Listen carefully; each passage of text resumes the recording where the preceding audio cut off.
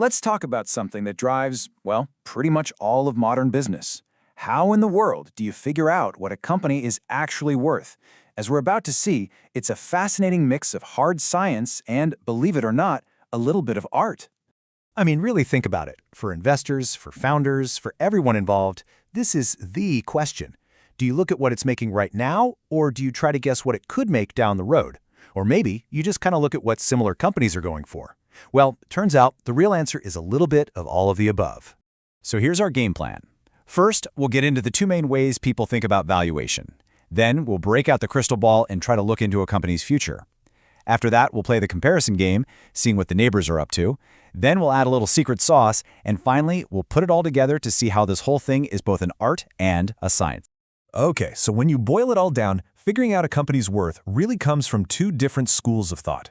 It's like having two completely different sets of glasses to look at the exact same thing. One pair looks inward, and the other looks outward. Right, so the first story you can tell is all about looking inside the company itself, trying to predict what it's going to become. The second story, that's about looking around at its competition, its peers, and seeing how it measures up. You really need both to get the full picture. All right, let's start with that first one, looking inward. This is all about firing up the old crystal ball and trying to figure out a company's future potential, totally on its own, without worrying about what anyone else is doing. And the big tool for this is something called discounted cash flow, or DCF. Now, the idea here is actually pretty simple. We all know a dollar in your hand today is worth more than a dollar you might get tomorrow. So DCF is just a fancy way of taking all the cash a company could possibly make for the rest of time and figuring out what that whole pile is worth right here, right now. So how's it work? Well, you can break it down into three big steps. First, you've got to play fortune teller and try to predict how much cash the business is going to spit out for years and years.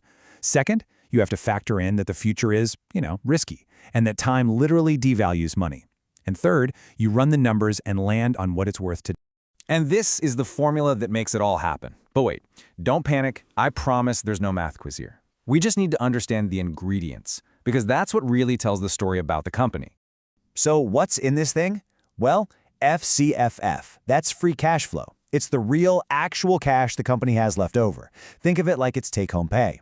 AACC, that's basically its risk score. A higher AACC means the company is riskier, which makes its future promises of cash less valuable. And G, that's just how fast you think it's going to grow forever. So that's the crystal ball method, in a nutshell. But, what if trying to predict the future just feels like a total guess? What if you just want to know what the house next door sold for? Well, that brings us perfectly to our second method, which tells the other half of the story. And that brings us to the comparison game. The official name is relative valuation, and this whole approach is way more grounded in what's happening right now. It's less about fortune telling and a lot more about just looking around. The logic is just good old common sense. It's like shopping for a house, right? You see what similar houses in the neighborhood sold for. With companies, if a similar public company is trading at, say, 3 times its yearly sales, then hey, maybe your private company is worth about the same. You just find a yardstick, like sales or a profit measure called EBITDA, and use that multiple to get a quick estimate. But of course, it's never that simple. What if a company does a bunch of different things? Well, you blend the multiples. In this example, the main product makes up 70% of the money and gets a solid 2.8 times multiple. But look at this tiny little high growth part. It's only 5% of the business, but investors are willing to pay 8 times its revenue for it. Wild, right? So you just do some weighted math and you get a single blended multiple for the whole shebang. And this shows you just how powerful this is. If our company makes £1 billion a year, you just multiply that by our blended number of 2.635 and bam, you've got a valuation of over £2.6 billion. It's simple, it's powerful, and it's based on what the market is actually doing. But are we done yet? No, not quite. This is where the art of valuation really kicks in. See, a straight comparison doesn't quite work because no two companies are exactly the same, especially when you're comparing a private company to a public one. And this right here is the multi-billion-dollar question. Think about it. If you own a share of a public company, you can sell it in like 5 seconds on your phone. If you own part of a private company, good luck. It's way harder to sell, and you have less say in what happens. So, shouldn't that change its value? Oh, you better believe it does. So the experts have these two little adjustments they make. The first one is a discount for lack of control. Pretty simple. If you don't have enough shares to call the shots, your shares are worth less. The second is a discount for lack of marketability. Again, makes sense, because you can't just easily sell your private shares on the open market. Their value takes a hit. So what does all this mean in the real world?